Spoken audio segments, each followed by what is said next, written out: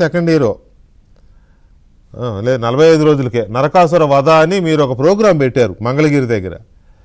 ఆ ప్రోగ్రాం పెడితే ఆ ప్రోగ్రాంలో రోజా గారు వచ్చి మాట్లాడుతుంటే ఉమారెడ్డి వెంకటేశ్వర గారు చెవిలో చెప్తూ ఉంటాడు, మైకులో వచ్చి ఆడియోలో వచ్చేసింది అది, చంద్రబాబుని తిట్టమంటున్నాడని. అది మీ సంస్కారం. ప్లేనరీలో చంద్రబాబుని తిట్టమంటున్నాడు అని ఆయన వచ్చి రోజా చెవిలో చెప్తూ ఉంటాడు. అది ఏర్లో వచ్చేసింది మైక్లో. అది మీ సంస్కారం. మీరు ట్వీట్లు పెడితే అవి మేము చదువుకోవాలి, ప్రజలు చదువుకోవాలి. అసలు మీ సెల్లే చీకొట్టింది అన్న అనే పదానికే కళంకం అని. ఇంకొకటి వినిపిస్తా, ఎవరిదో కాదు మీదే, అది కూడా చూడండి ఒకసారి. ఇవన్నీ ఎక్కడున్నాయండి తనకు విలువలు? నలుగురు పిల్లలు, కొత్త కారును మార్చినట్టుగా పిల్లాన్ని మారుస్తాడు. 4 ఏళ్లకు ఒకసారి 5 ఏళ్లకు ఒకసారి పిల్లాన్ని మారుస్తాడు. దత్తపుత్రుడి గారి ఇల్లు హైదరాబాద్ లోనే, కానీ ఆయన ఇంట్లో ఇల్లాలు మాత్రం ప్రతి 3 సంవత్సరాలకు 4 సంవత్సరాలకు మారిపోతా ఉంటారు. ఒకసారి లోకల్, ఒకసారి నేషనల్, మరోసారి ఇంటర్నేషనల్. నా దగ్గర మాటలు లేవండి.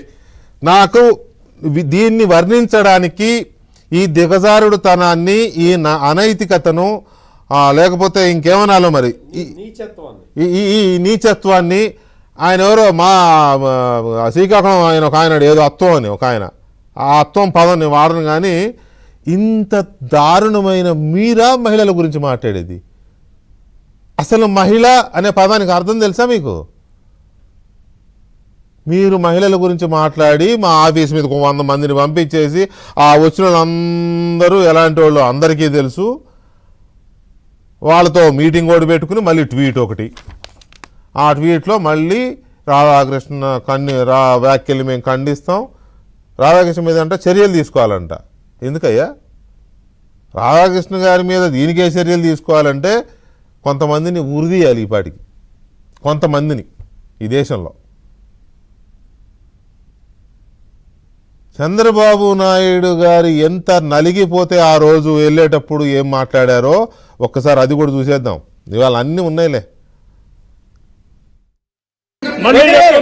ముఖ్యమంత్రి ఈ హౌస్ కు వస్తాను తప్ప, ముఖ్యమంత్రి ఈ హౌస్ కు వస్తాను తప్ప, ముఖ్యమంత్రి ఈ హౌస్ కు వస్తాను తప్ప, అదర్వైజ్ నాకు రాజకీయాల అవసరం లేదు. ఇది గౌరవ సభ కాదు. ఇలాంటి గౌరవ సభలో నేను ఉన్నానని మరొకసారి విజ్ఞప్తి చేస్తూ మీకు నమస్కారం.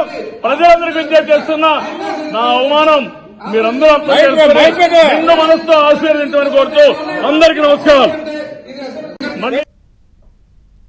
ఆయన హావభావాలు కూడా చూపిస్తే అయిపోయేది కదా. కళ్ళజోడు ఇట్లా పెట్టుకున్న హావభావాలు కూడా చూపిస్తే ప్రజలకు అర్థమవుద్ది వీళ్ళకి ఏమాత్రం నైతికత ఉందో. అది కూడా చూపించండి.